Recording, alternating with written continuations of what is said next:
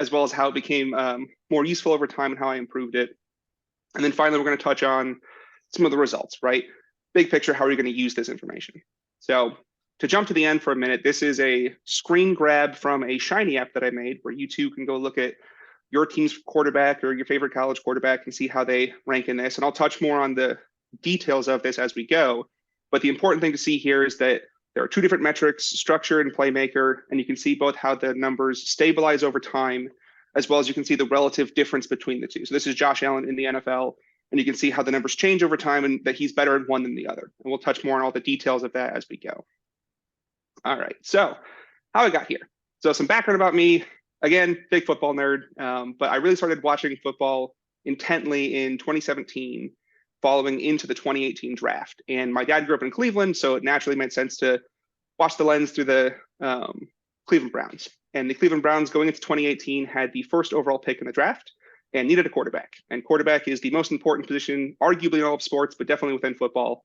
And needing a quarterback was good when you have the first overall pick because you have your pick of the group. And this was a good year because there were 5 such quarterbacks to be taken. So from the left to right there of those 5, you have Josh Rosen and then Sam Darnold. These two were traditional, analysts tended to like these guys. They were more prototype pocket passer types. In the middle and then at the far right, you have Lamar Jackson and Josh Allen, respectively.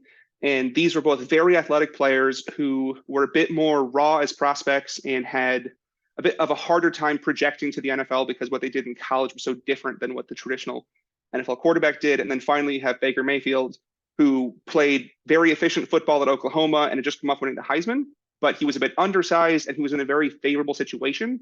So how do you factor those two things into it? And so that's kind of how the traditional analysts view things at the time. But I was just trying to absorb as much information as I could about how to rank these players to see who my team should take, right?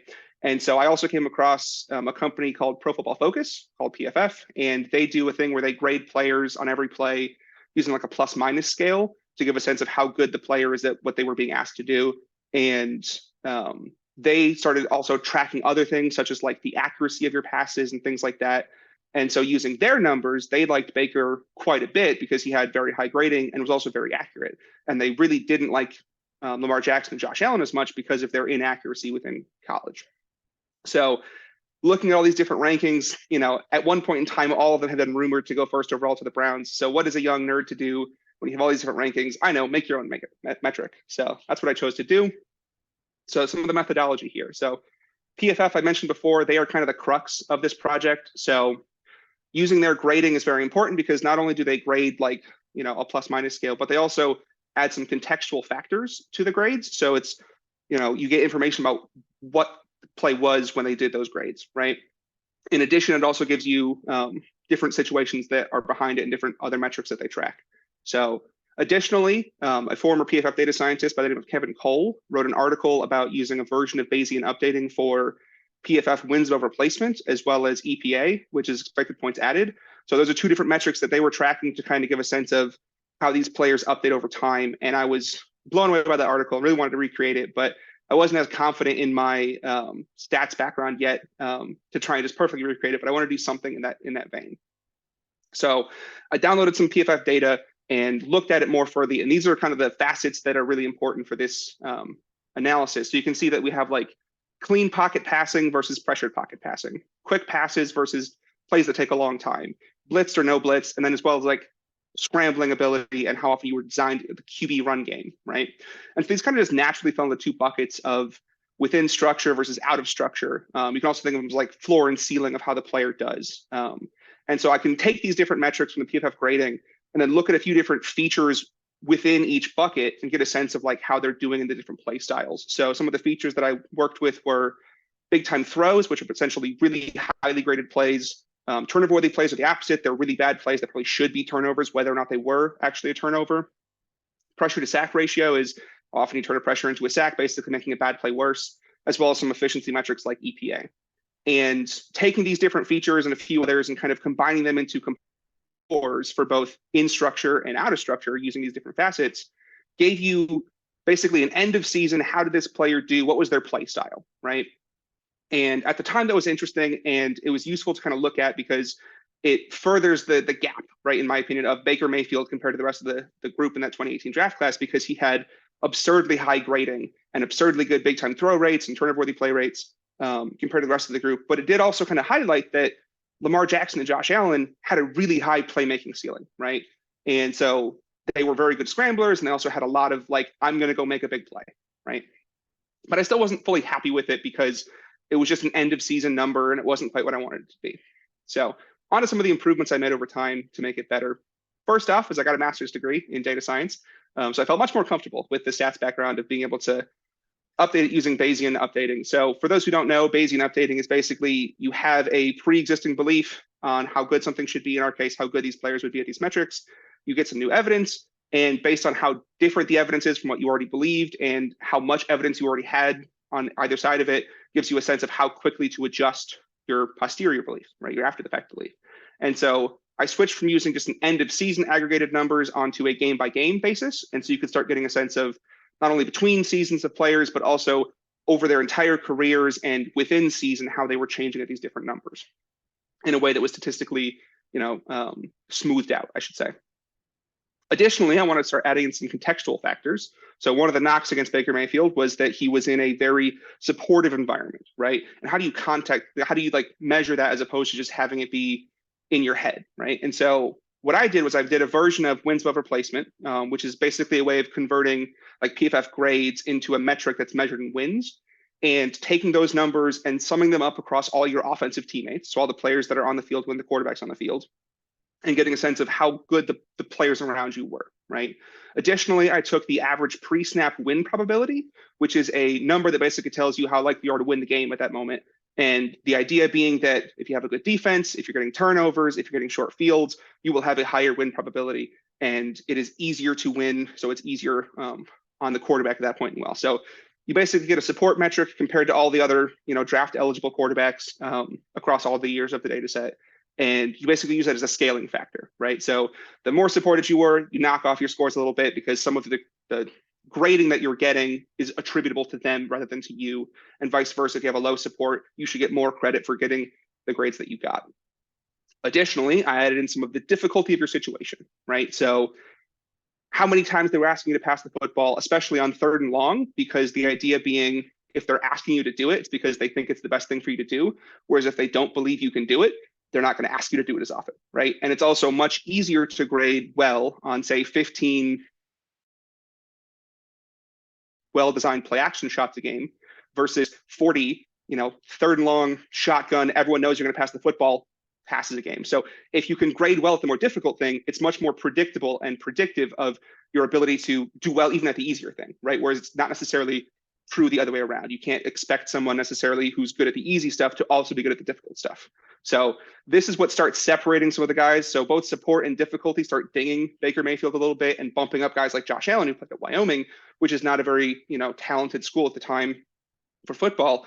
And you start getting a bit more like, okay, contextually, Baker's numbers get dinged a little bit.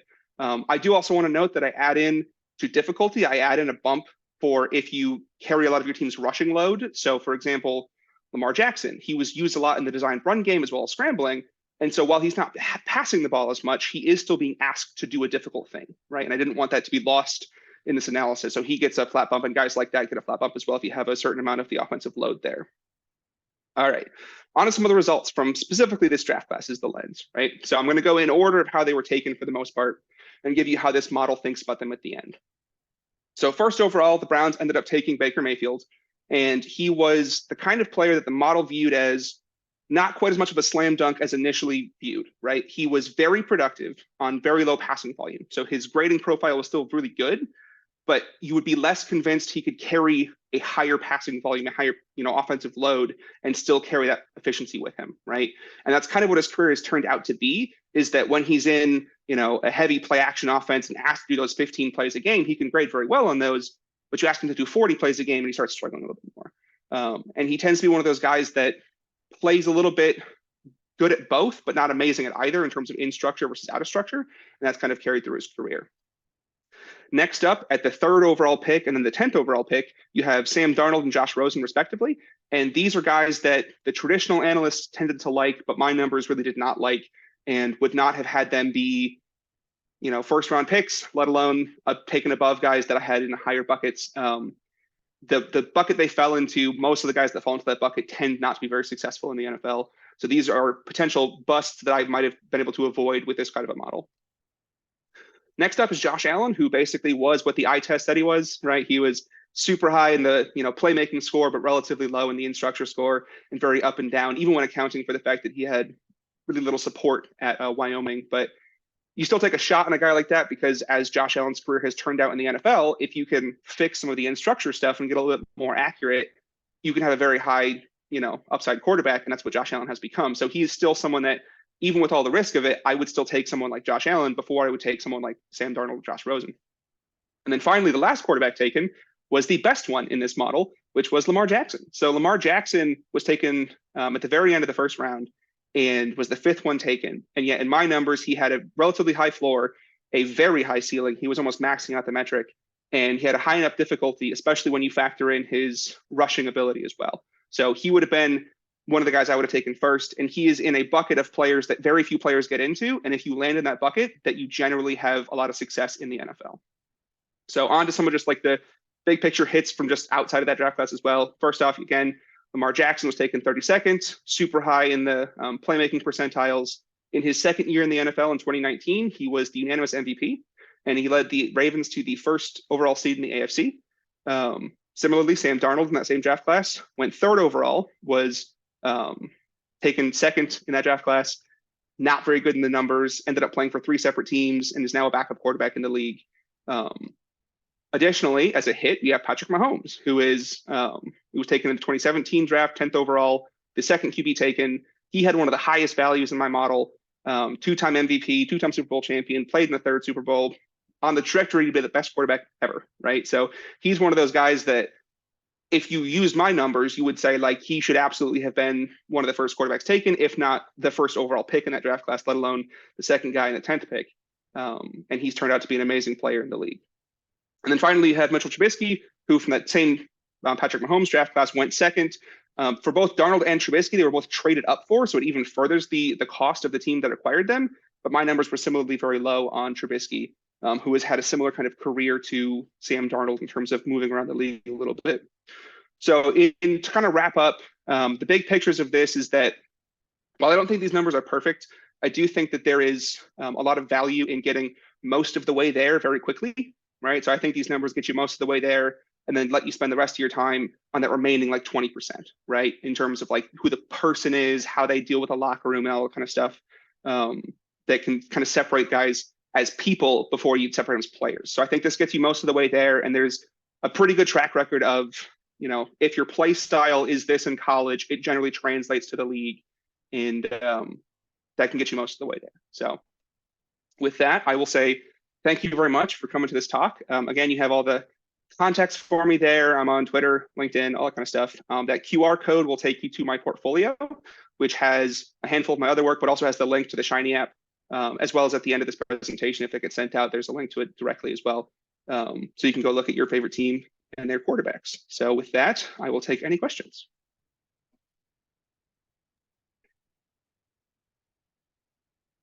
Any questions for Seth?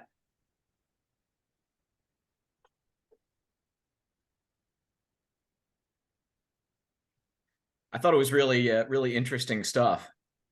Very cool. Yeah, thank you. And I think the Browns are having an okay season this year, aren't they? So the Browns this year are predicated largely on their defense success right now. So after having Baker, they ended up trading for Deshaun Watson, and he has since not played very well for the Browns, even though he had a bit more of success with Houston. And he actually just, I believe, had a shoulder injury. He's out for the year now. So yeah, a bit more up and down for the Browns lately. But at the time, it's one of those things where I think Baker, you could argue, was like the highest floor player. And so if you're looking for stabilizing an organization, even if he might not have been the highest upside play, I could see why they made the move at the time. Mm-hmm. So, is that something in the chat? Okay. In lieu of other questions, I can just, other things I wanted to touch on is that as far as like correlations from college to pro, these numbers have a lot of stability within season, obviously, because it's Bayesian updating. And then if you're looking at correlations from college to pro, you end up seeing that the playmaking numbers are a lot more sticky to the player because that is the thing that they're most in control of, right? So in structure, even with the context of the support around you and the difficulty of your situation, it still comes down to at some point there being more than just like a scaling factor, right? There might be like multiplicative, more complicated interactions between having worse players might make it substantially harder to play within structure, regardless of how good you are, right? So there are things like that where it might not perfectly correlate, as well as the fact that guys get better over time, right? So for both Josh Allen and Lamar Jackson, they both got better within college and the pros, and so their in structure grades are going to be less stable inherently because they got better, right? But in general, I think that these do a very good job of kind of separating out, just pure box score hunting to how the players are actually doing, as well as separating out the play styles that they have, right? So if the comparison between, for example, Josh Allen and Patrick Mahomes is very interesting because Patrick Mahomes is basically the 100th percentile in structure and the 95th percentile out of structure, whereas Josh Allen's kind of the opposite. And that really shows up because most of the plays that you have happen within structure. And so him being as good as possible within structure and then doing really well on the few plays where you're out of structure versus Josh Allen always choosing to go out of structure even when he could play within structure really starts to show up as you aggregate across games and seasons and playoff runs and things like that. So looks like there's a question. Maybe if you have 1 minute, could you talk about your model and what sorts of priors you were using? Yeah. So again, the model is basically just Bayesian updating from the composite metrics. So it's literally just taking into account the variances and the means. And the priors for this, I believe it is just that it is the 50th percentile were my priors. In the future, one thing I'd like to add in is kind of a prior that updates based on your draft position. So the idea being that Brock Purdy, for example, being a Mr. Irrelevant, the very last pick of the draft, would in theory have a much lower prior going into the league than Baker Mayfield going first overall, right? So the ability to adjust that starting point a little bit and go from there. So with that, again, thank you very much for having me. It was great talking here today.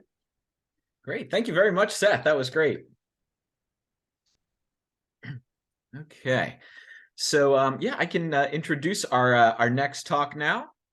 Our next speaker is going to be Jocelyn Tanner from South Dakota State University.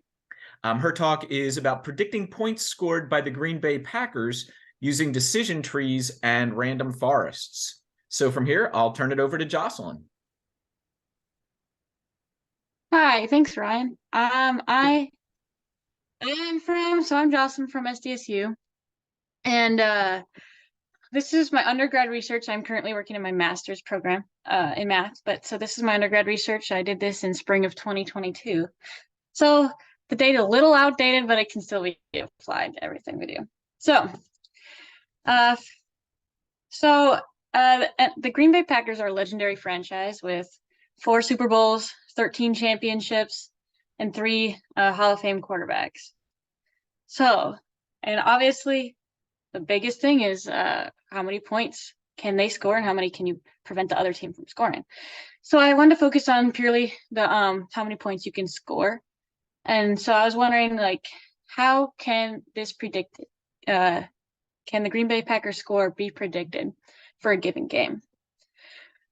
So I obtained my data from NFL FastR, which is in the R program. You can upload it, library, and from GitHub.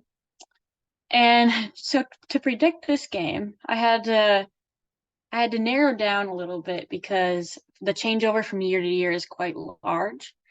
So, and it's hard to predict that first game of the season with not having much info on that any games, basically. So I focused on the second half of the year games. And it's kind of a rolling mean. So after every game, it would recalculate the averages and use all those averages of the statistics to predict the next game.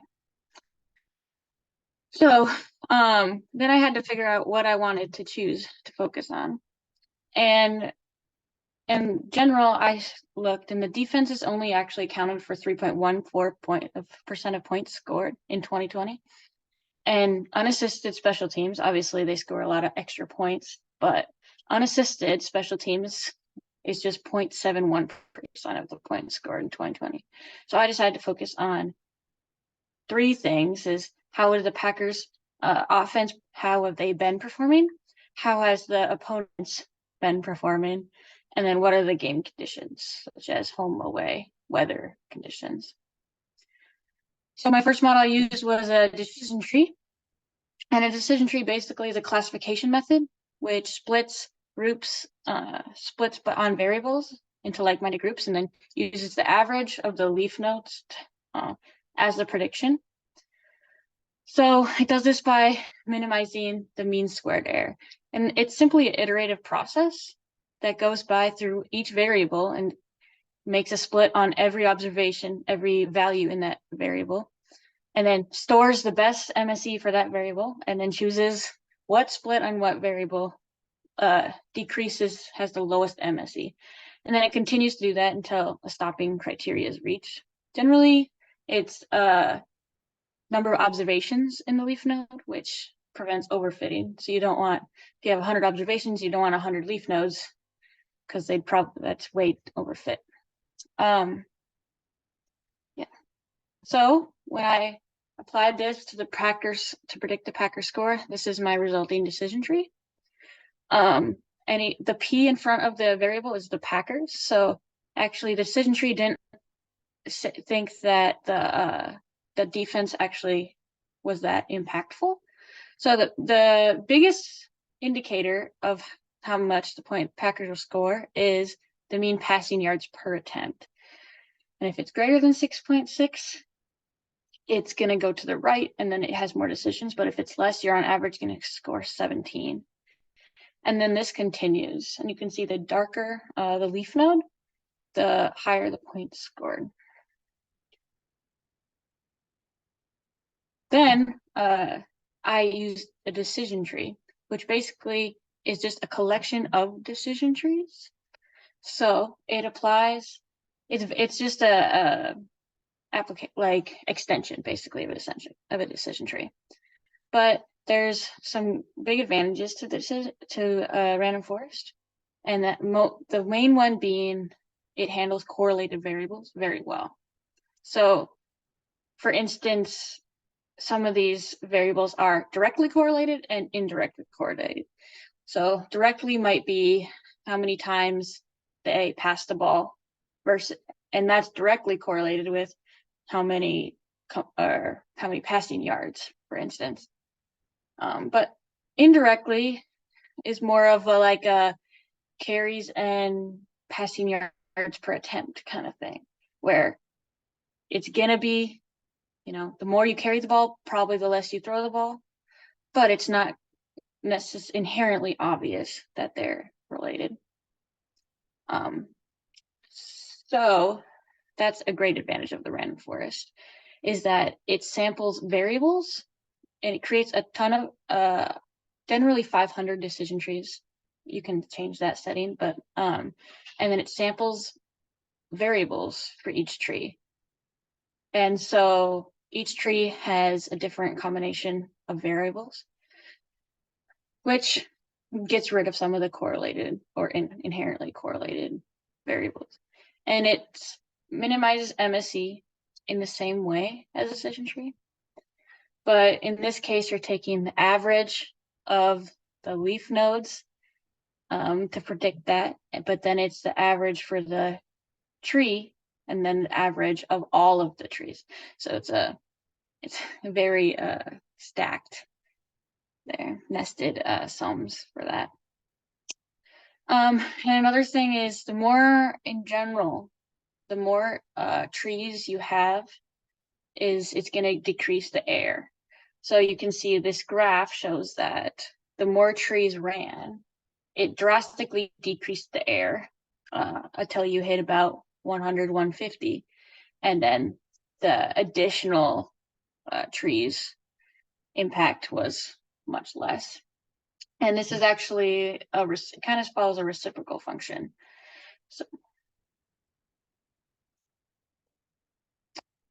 So running my models, first I wanted to make sure I showed that not only is the theory the same, but the error works out the same between decision trees and random forests.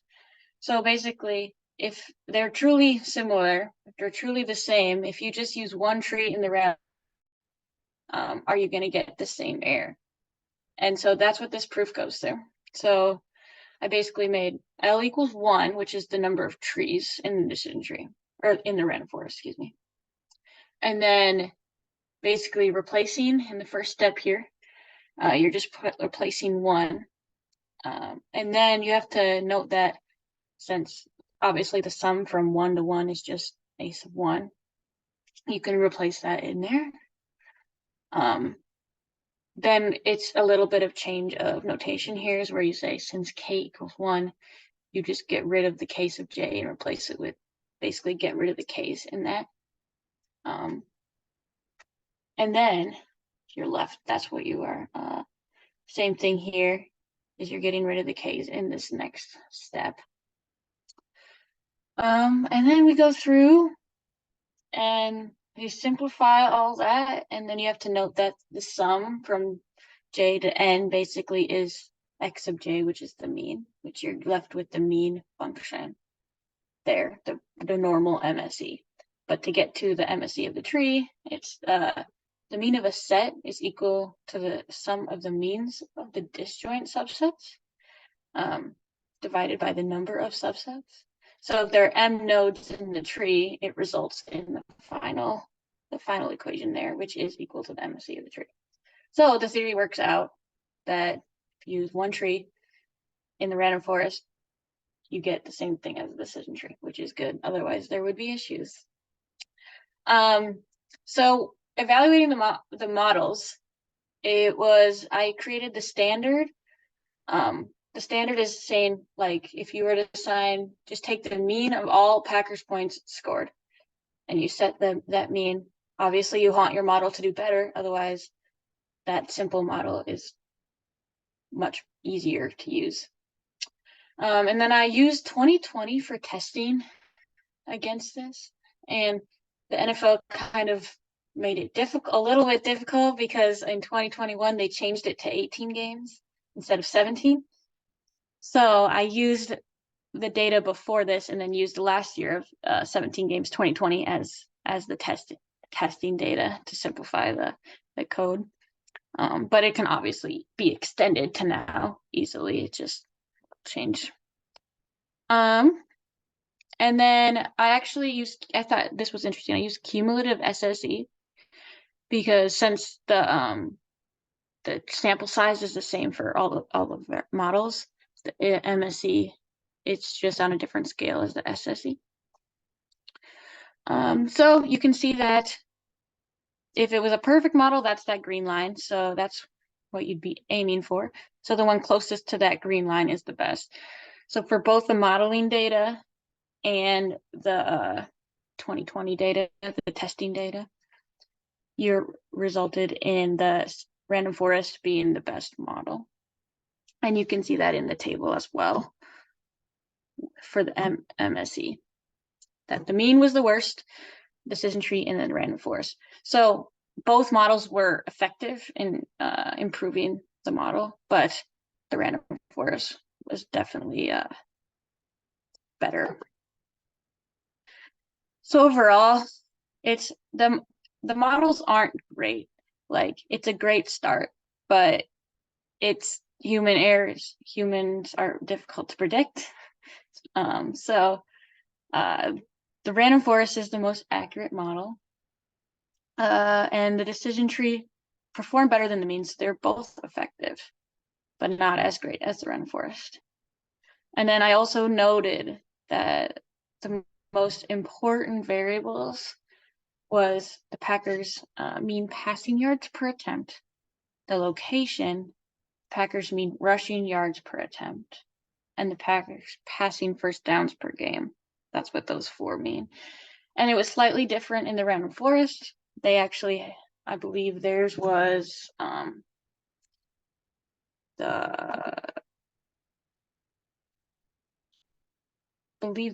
it was passing yards per attempt first, but then it was I believe rushing yards per attempt next, which is interesting because that wasn't in the decision tree. But it might seem slightly unimportant but this can be extended in many ways. It can be used on, for instance, I used one team for this. You could easily use another team too and predict the amount of points they're going to score. And then whoever scores the most would have won that game. So it can be interesting. And as a Packers shareholder myself, I find it very fascinating. So I would take any questions. Do you have any?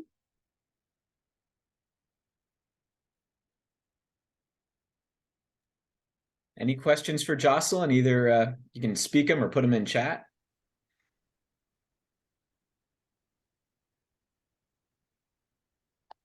Looks like Chris is a Packers fan as well.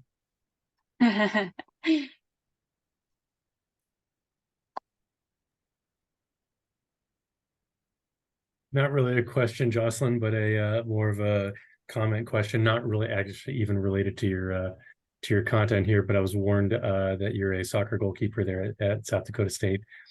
I'm a goalkeepers coach here at Central College too. So I was just peeking at your schedule and all that. Sorry about how your season ended, but it looked like it was a really good senior season for you. Yeah, thanks. That's so cool. I didn't know that. Yeah, I just finished last week was my last game, and tough game, but yeah, it was fun. We had, the scoreline actually really didn't even show how close the game was. I was looking at the box score, and I know they finished really, really well. yeah. So, but yeah. Are you thinking about a fifth year, or are you done? That was my 5th year. That was your 5th year. Okay. I could do a 6th year, but I'll be done with school. I'm looking at possibly continuing to play, maybe overseas for a season or two. But for now, I gotta finish my master's degree. Yeah. What do you plan on doing after graduating though? So I graduate in December, and then I will look at going overseas, and that would start in like January. Okay. So you really are focusing on a pro soccer career first, and then something data related? It depends. Yeah. I mean, honestly, if I get a good job, something related to something like sports would be awesome for me. Sure. I would stick around probably. It's not a must do. It's more of a if I have the opportunity kind of thing. Sure. And as a Steeler fan, at least we got one up on you last weekend. Yeah. Good luck with Jordan Love. I need help with Kenny Pickett. All we needed was to not miss the extra point. That would have made a difference. Sorry, I don't want to hog everything. If anybody else has questions, jump right in.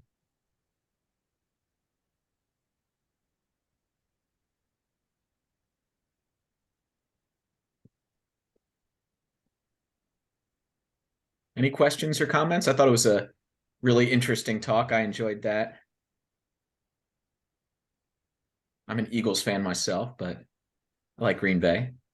No, nobody's perfect. The Eagles are almost perfect though this season. Hey, they're pretty good. Yeah, it should be a good game on Monday, I think. Yes, that's going to be. I think if we can win on Monday, I maybe put my money on the Eagles to win the Super Bowl. This is totally totally random, but did you hear that Philadelphia banned Taylor Swift music for a week?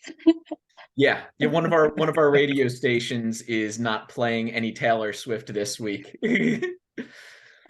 Has anyone seen an analysis? I mean, like I think NBC put out a Travis Kelce performs better when she's there, but has there been anything deeper done with his or their performance when T Swift is in attendance? Anybody aware? Or could this be our groundbreaking research? Okay. There's our next paper. There you go. Sample size is going to be kind of small, though. Sample size will be very small. Yeah. Well, but unless you broaden it to be more of a and regardless of gender, pro athlete performance when significant other is in attendance. Mm-hmm. I mean, there's got to be a data set on that out there somewhere, right? I'm sure. Mm-hmm. That would be cool. That would be. Yeah.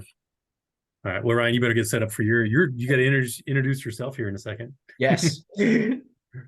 So, nice job, Jocelyn. That was really cool. Yeah. Thank you very much, Jocelyn. That was great. Thank you, guys. Nice job, goalkeeper.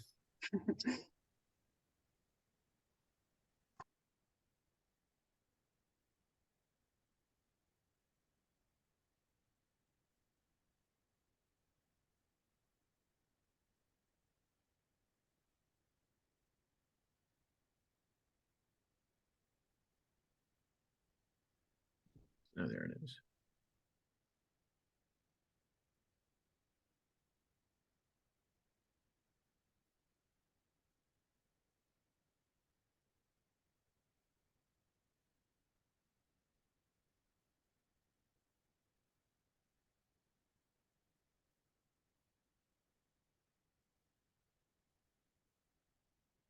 Can you all see that that slide okay?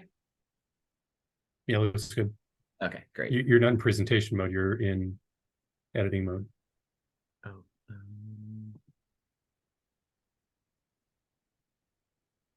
how do I get to presentation mode? Yeah, go to the bottom right. Mhm. The little icon to go a little bit left, a little bit left, a little bit left. Keep going, right there. Oh yeah. Slideshow. Awesome. Thank you. Yeah, and it looks good. Great.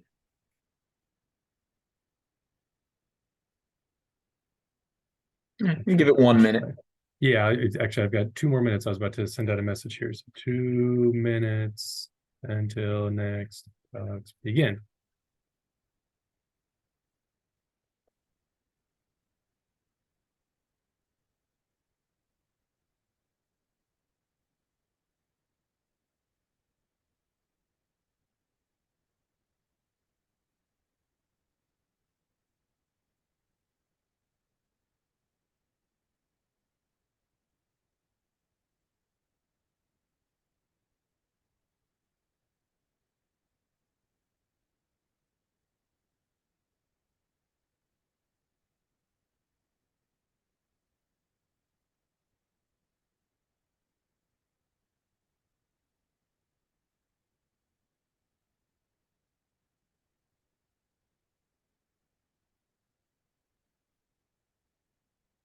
Just out of curiosity, you only see the slide, right? You don't see the like I have my list of people on the right and I see my face Right. and stuff. Yeah, okay.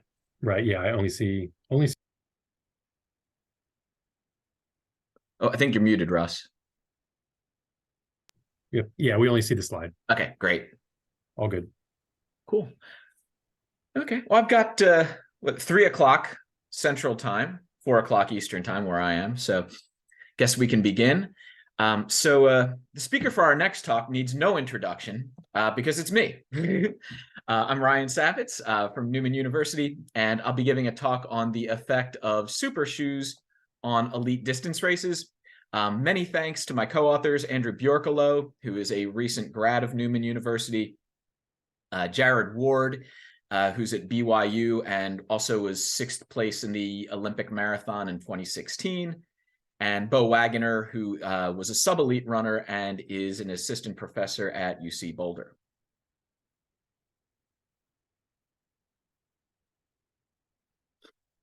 So first of all, just a little bit of history of the marathon. Originally, the first historical marathon was run by Phidippides. It was after the Battle of Marathon in ancient Greece, and he ran supposedly roughly 26 miles to tell the royals that they had won this battle. He told them, and then he died because of the exertion. The marathon kind of gained popularity again with the revival of the modern Olympic Games in 1896. The winning time, just to put things in perspective, was 2:58:50 for that first Olympic game, which would now be considered a pretty good recreational marathon time. But the world record is now 2 hours and 35 seconds, so almost an hour faster than it was back then. So just very briefly, since we don't have much time here, some of the factors that affect running performance include biological effects, such as your age, gender, etc. Also, the factors related to the course, such as weather conditions and hills. Generally, nice cool day, maybe in the 40s or so, is usually pretty ideal for running a good marathon. Running kinetics is also a huge factor. And that basically involves your efficiency in running. Now, if we had someone running barefoot, we could measure their efficiency in running. But generally, since we're racing on roads, pretty much everybody's wearing shoes. And the thing is, not all shoes are created equally when it comes to maximizing efficiency. Okay. Basically, what we want to minimize the amount of wasted energy when we're running. Okay. We don't want any energy to go into just, pounding the road and heating up the pavement, 1/1000th of a Kelvin. Okay. We want to try to put all of our effort, all of our energy into horizontal forward motion. Any shoe that can help us do that is certainly going to help. So up until 2016-ish, there really weren't any, group of shoes that were a whole lot better than any others out there for running. Some people like Nike, some like Asics, pretty much all the same. Then in 2016, Nike developed a prototype of what's called a super shoe. It was publicly released in 2017. So these so-called super shoes have a carbon fiber plate in the midsole. Okay, so the midsole is, just that nice cushiony area, that is below your foot and before you get to the road. But these super shoes have a carbon fiber plate in the middle of that midsole, and it's supposed to return more energy to you.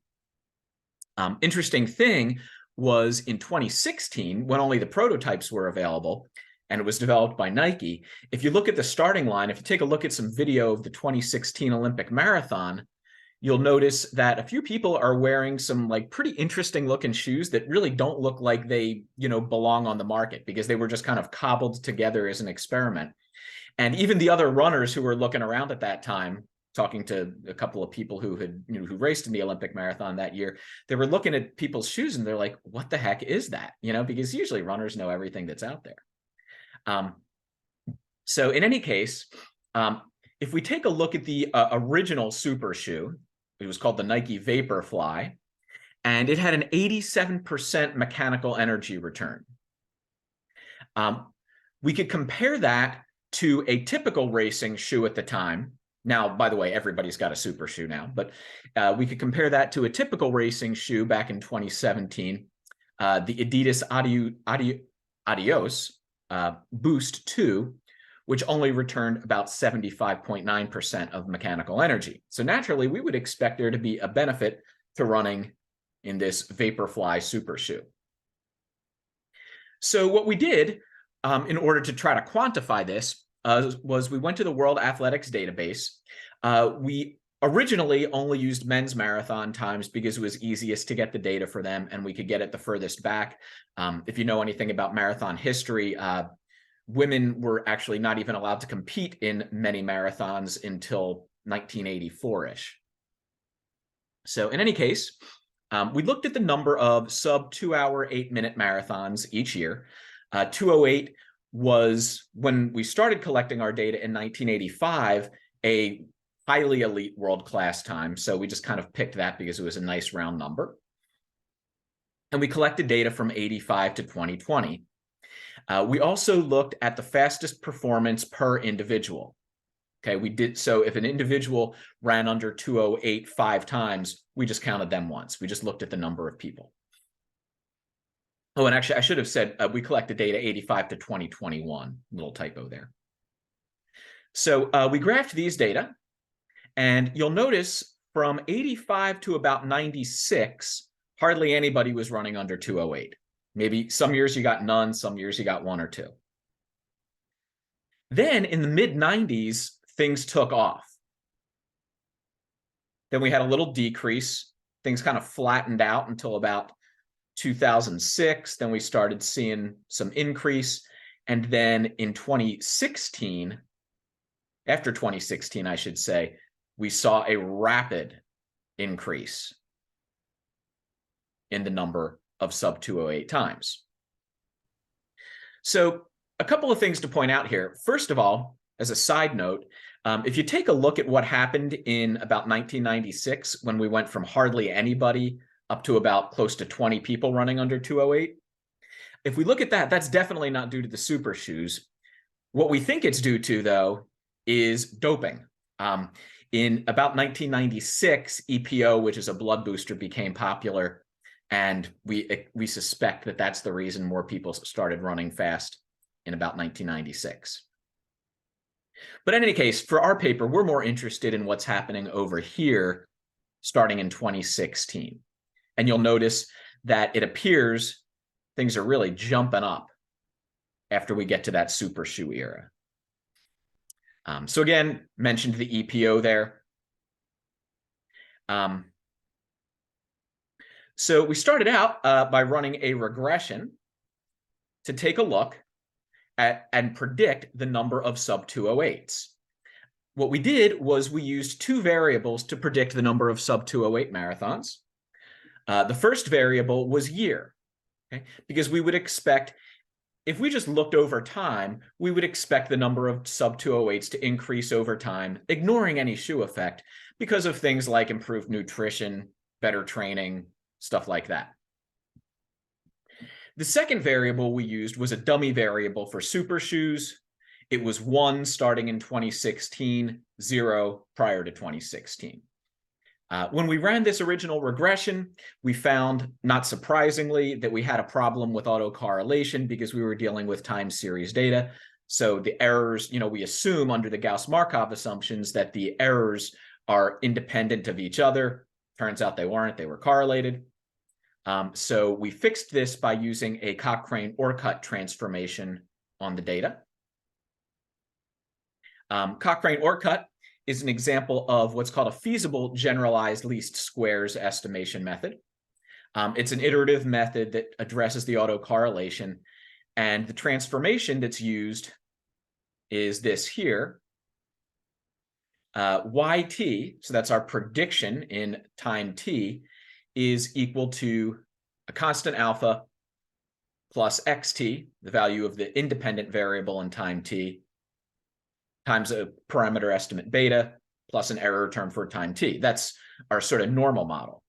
But what the Cochrane-Orcutt transformation does is it takes a look at the difference between yt minus rho times yt minus 1. Okay, so we're looking at the difference between this year's prediction and a constant rho times last year's prediction, where that constant rho there is calculated through this iterative method. We don't have a whole lot of time, but if you just take a quick look at this equation here, you'll notice that if rho is 0, then we end up with the original equation. Rho equaling 0 would basically mean no correlation between the two time periods. If rho equals 1, you'll notice that the y-intercept actually ends up dropping out, and you end up just looking at the difference between the two x variables times a parameter estimate.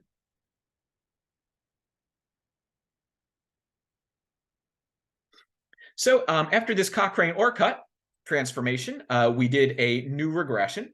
The good news is this new regression did not have any evidence of autocorrelation, as evidenced by a Durbin-Watson statistic that was in the acceptable range. And if we take a look, some of the key results here for today are in the two tables at the bottom. First of all, the model summary shows that the R-squared value for this model is 0.746. So we're explaining almost 3/4 of the variability in the number of sub-208 times using our model, which sounds pretty good to me. And then if we take a look at the parameter estimates under the coefficients here, two main things to notice. First of all, there's your super shoe variable. That's the dummy variable. Parameter estimate was a little over 23 and highly statistically significant. P-value is 0.002. And then we have year star. I called it year star because we transformed it using that Cochrane-Orcutt transformation. That parameter estimate was 2.561. Also highly significant.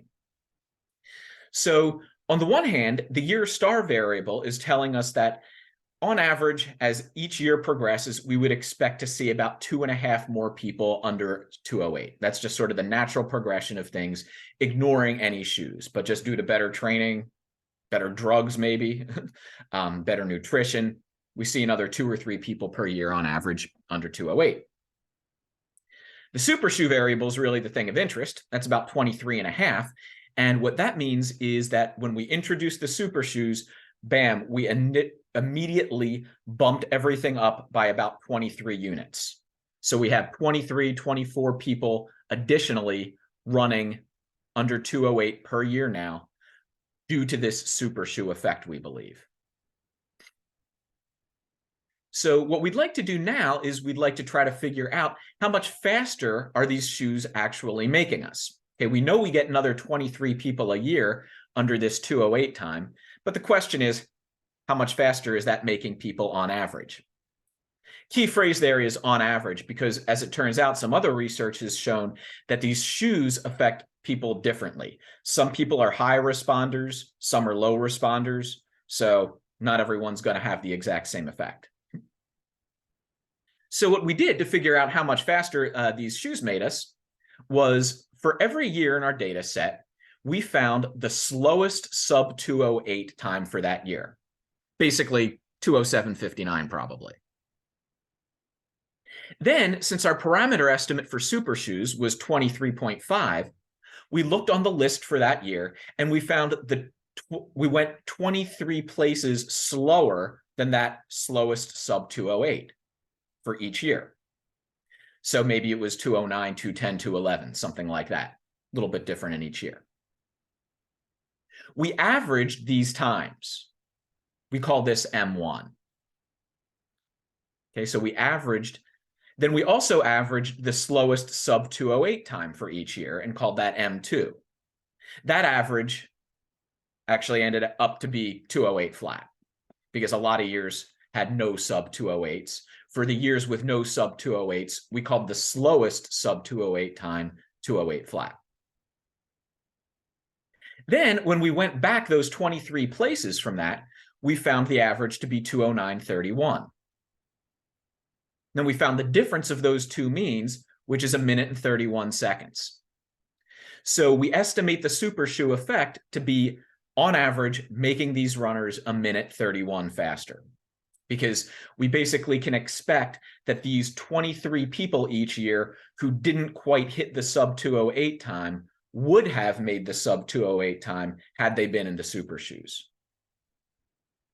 If we convert this 1 minute and 31 seconds into a percentage, it means it's about a 1.174% decrease in the runner's time, which is pretty significant at the world-class level. Just a couple of quick conclusions, areas for future research. We're certainly interested in taking a look at also how this may affect recreational runners, because these days, pretty much everybody running a marathon, slow or fast, is going to be in what they call a super shoe. We also want to take a look at the variability between individuals and how much of an effect there is. And we'd also be interested in looking at any effects over other distances, like the half marathon. On top of that, it would be interesting to see how the super shoes affect the track races, because super shoes for road racing came into play in about 2016. They didn't start making super spikes for track races till a few years later. So it would be interesting to see if there was a similar shift of about, a little over 1% decrease in time in long distance track races in roughly 2019 when the super shoes came into play there. And there we have a list of a couple of our sources. And that is the talk.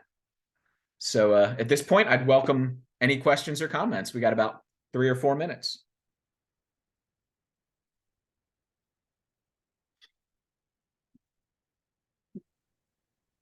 I've got a question, Ryan, and maybe I missed it towards the beginning of the talk. Can you maybe say something briefly about the kind of market penetration of the super shoes? Because I guess maybe I wasn't quite as aware of how common those kind of shoes are just for the average runner like myself, for example. I'd love to gain 1, 2, 3%? Sure. Yeah. So 2016, the only people wearing super shoes were a handful of the super elite Nike athletes. By the end of 2017, most world-class runners wanted to run in these super shoes. Problem is, world-class runners have a contract with a particular shoe company, Nike, Adidas, whatever. So in 2017, if you were running for, say, Adidas, you might not have access to a super shoe. But what some people actually did, some say Adidas, Saucony athletes, whatever, they would buy the Nike super shoes, then take a black marker and X out the swoosh and run in them. Now, by the time we get to 2022, every shoe company's got a super shoe. So every elite runner you see out there is going to be running in them. They've also, I don't know the exact percentage, but they've penetrated the market for recreational runners quite well. Just anecdotally talking to people who are, racing, if you go to the starting line of a marathon these days, and you'll see them more in marathons than shorter races, it seems like, I don't know if most is actually true, but it does seem like the majority of even recreational runners are wearing these super shoes in marathons.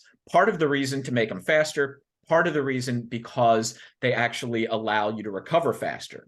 So that's why you'd see them more in a marathon than a 5K, where in the 5K, a couple days later, you're fine. Marathon can beat you up for a couple of weeks. What was I going to say? Felt like there was one other thing I was going to mention. Oh, yeah. Also, and this would be interesting to see, I don't have any hard data on it, but I suspect that if you go to marathons these days, you're going to see, the more market penetration among the faster runners. So elites, 100% are going to be in them. You look at guys running, 240 marathons, it's going to be pretty close to 100% running. You go to people running 4-hour marathons, maybe it's 50-50, something like that. But there's still a lot of them. Oh, excellent question, Tom. Changes in injury rates with the shoes. So only anecdotally, and I've heard things going in both directions. On the one hand, you get less beat up running in these super shoes. So I've heard a lot of people say that they can recover faster from a marathon. That would lead me to believe decrease in injury. On the other hand, the super shoes change your biomechanics a little bit. And again, anecdotally, I've heard some people say, once I started running in these super shoes, I got shin splints for the first time in my life. So I think it's a very individual thing about how people respond to them, because we saw that average was something like 1.2%. But I've heard of, people say some people get absolutely no effect. Other people may get like a 4% effect. So they're also really expensive, about $250. The most recent one to come out by Adidas, which took super shoes to another level by making them lighter, is $500 a piece, and you're only supposed to wear them once. So basically, it adds $500 to your marathon registration fee. See, is there another question? Nice. We should probably go ahead and we should probably go ahead and wrap it up here and get the next talk beginning. Great. Okay. Thank you. Oh yeah, I forgot I'm moderating. Let's give Ryan the virtual round of applause with your Zoom or with your hands. Thank you, Simran. Thank you. And I need to stop sharing. Sorry about this. Okay. No, I think you're good. I think the next folks can actually go ahead and share. Okay, excellent. So our next talk by a number of authors, Shane Sanders, Shrey Bhatt, Justin Ehrlich, Simran Sanders, Amrit Vignesh, Joel Potter, and Logan Fossum are going to be speaking about Formula One versus IndyCar, analyzing a unique shared course natural experiment to determine the world's fastest auto racing format. So I'll hand it off to you all. Thanks for joining us.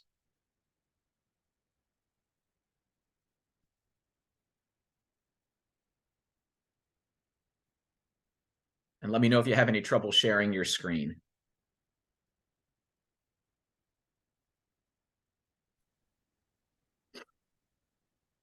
Cool. All right. Well, thank you for having us. I will go ahead and share mine as we go. Okay. Perfect. Yeah, so as Ryan mentioned, the title, Formula One versus IndyCar, analyzing a unique shared course natural experiment to determine the world's fastest auto racing format. I have had the pleasure of working directly with Dr. Joel Potter at the University of North Georgia. Additionally, I've been working with Dr. Sanders, Dr. Ehrlich over at Syracuse University, and some advanced students, Shrey, Bhatt, Simran Sanders, and Amrit Vignesh. So I'm going to get into it to begin, and then I'll pass it off to them as we go. And I will be kind of just explaining the cars and the qualifying and the track and move from there. So yeah. So Formula One versus IndyCar, getting into it. Just kind of some background. On the left is the 2019 Formula One car, and on the right is the 2019 IndyCar.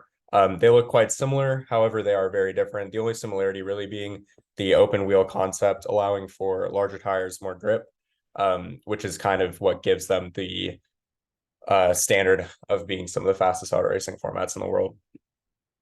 So getting into the cars here, I have a table on the top left I'm going to be using to kind of help me break down the similarities and differences. So to begin, Formula One's engine suppliers are Ferrari, Mercedes, Honda, and Renault. 3 of those are active F1 teams, all except Honda.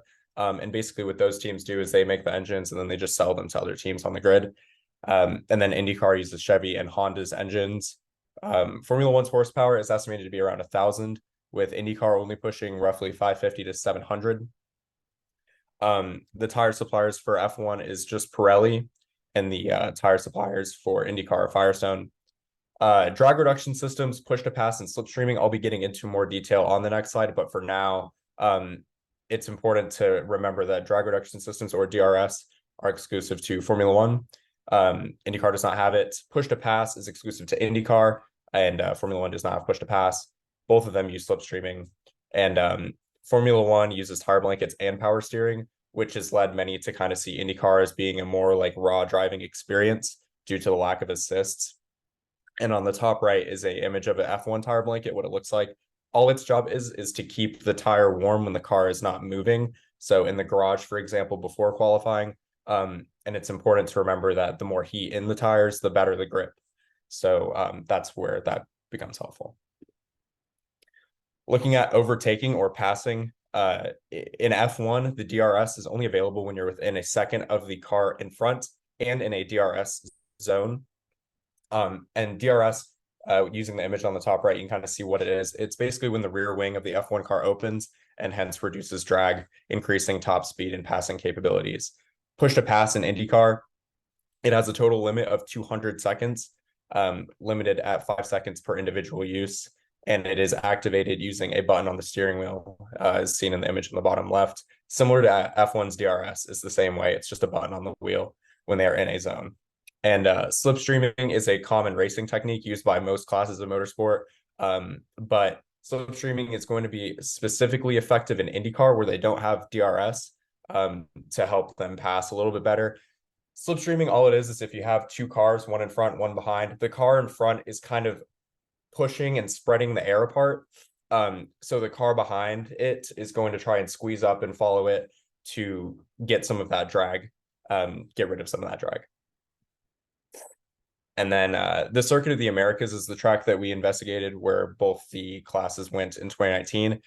Some background information on the circuit is it is located in Austin, Texas.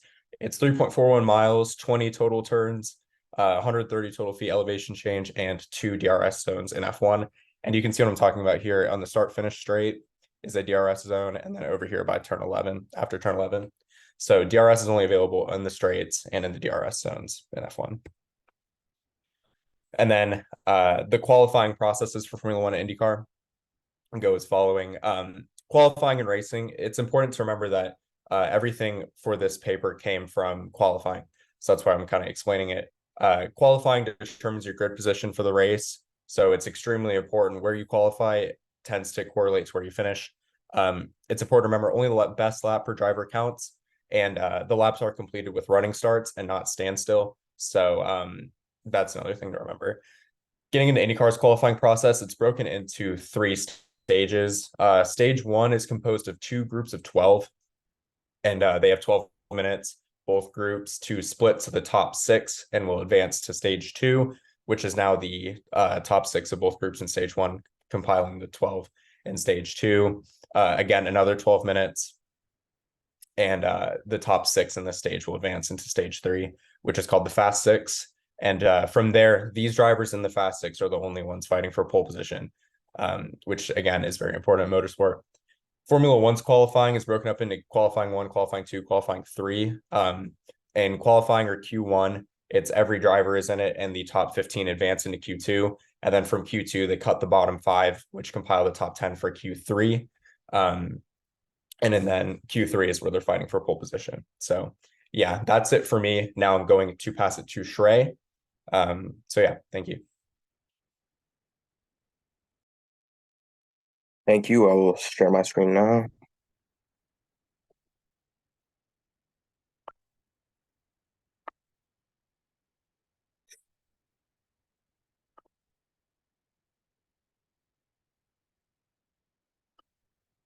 Okay. Okay, so just a little bit about the methodology overview we used qualifying race rounds because they're a little less noisy than any other factors we would use, and the data collected by these qualifying rounds of both F1 and IndyCar make it a little less noisy for other external factors that might have influenced it. A little bit about a little bit about the geographical distribution of drivers. Indy, as you can see, has a lot of American drivers, and there's not a lot of foreign involvement in IndyCar. But F1, there's a much more wider spread of drivers from other countries, with England being the most represented, and in IndyCar, America was the most represented.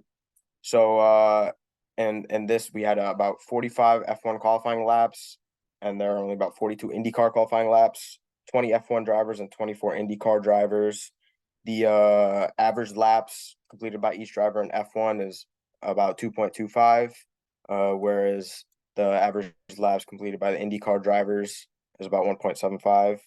And as you can see, 15 distinct countries in F1 as compared to 11 in IndyCar.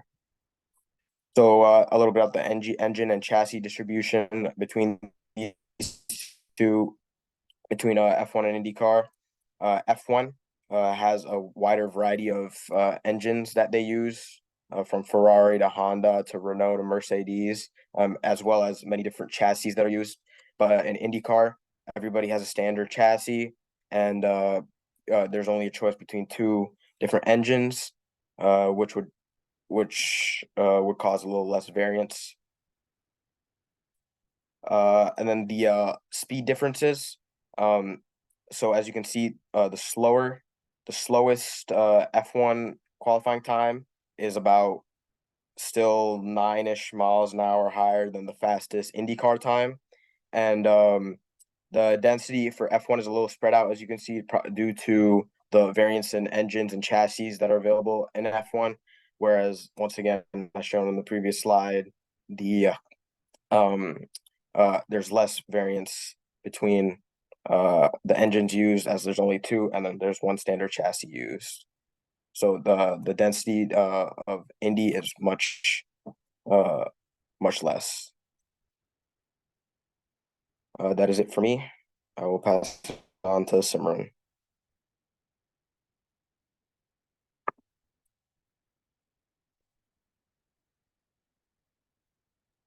Okay, let me just share my screen.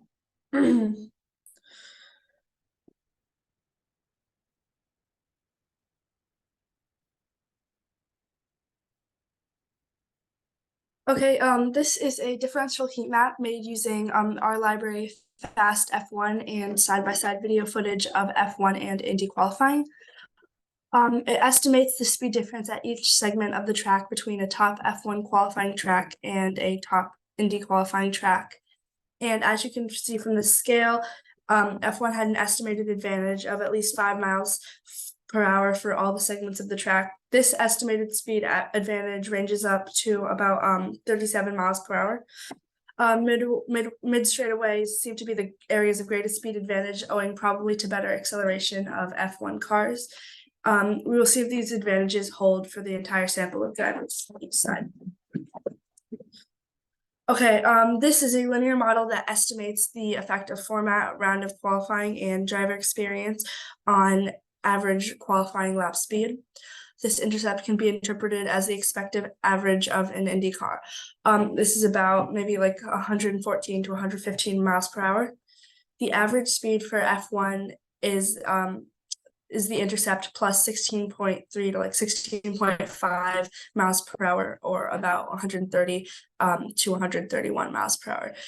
There's a significant and substantial difference in estimated average speed between the formats. There's also a positive effect on average speed, indicating that drivers who advance from the first round maintain their speed average. That is, the first round of qualifying is not a lottery. And the same results show in a driver fixed effects linear model. This model tracks who the driver is throughout the rounds. A problem with this specification is that a given driver will either be F1 or Indy for each qualifying round. Our mixed effects model will account for this hierarchy. A strength of this model is that the R squared value is 0.997 or 99.7%, meaning that 99.7% of variation in average qualifying lap speed is explained by variation in the explanatory variable specified. Okay, now I'll pass it over to Amrit. Hello, everyone. I'll just quickly show on screen. Sorry if it's a little bit noisy around me.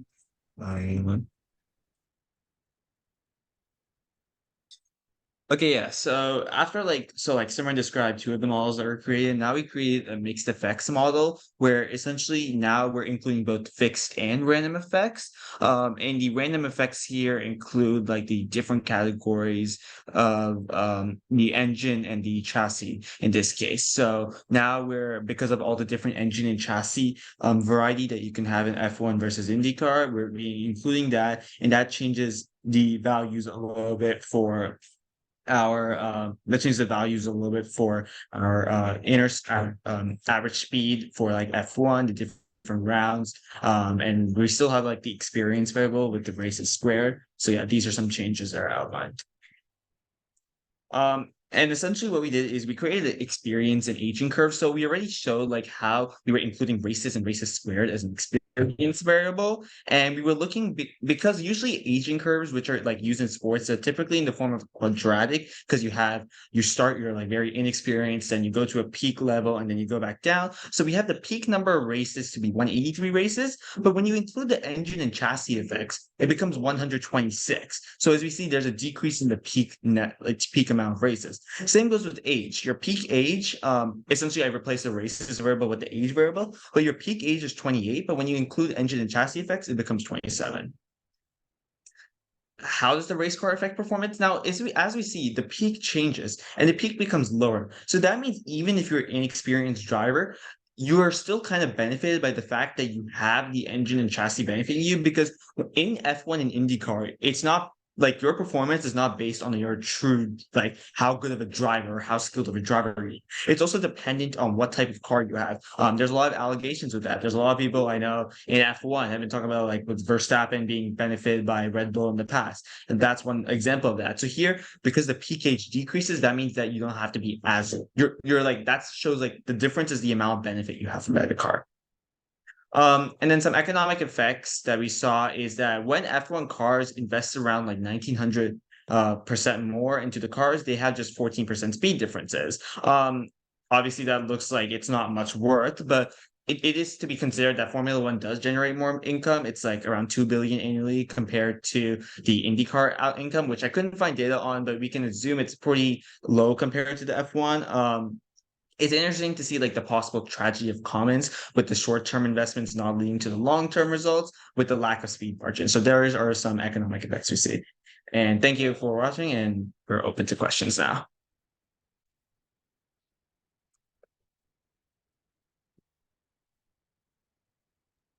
Great, thank you very much. That was excellent, all of you. What questions do you have for this group?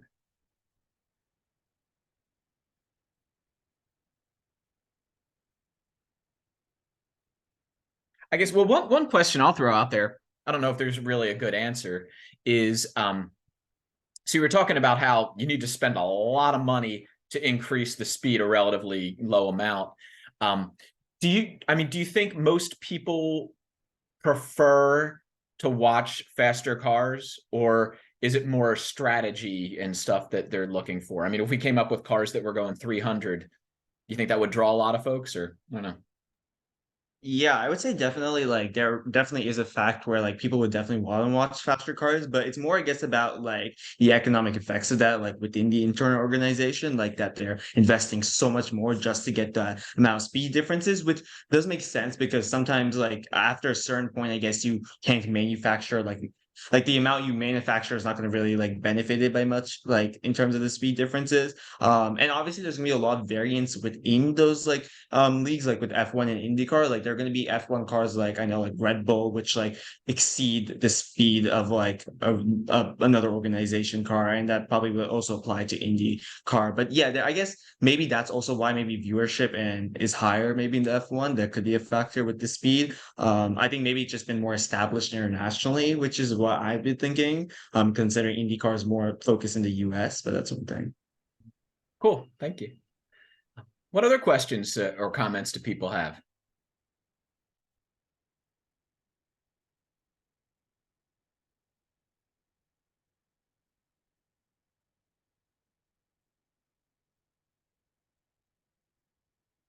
I guess there aren't any other questions. It's almost time, I think, for Russ's closing remarks. So thanks again to this group. Thank you to everyone who presented in this session today. I think all the talks were excellent. Hopefully y'all have a lot of stuff to think about, and hopefully we can all keep in touch and further our work together. So thanks to everyone. Good job, y'all. Stick around, and I've got some final comments here in just a few minutes.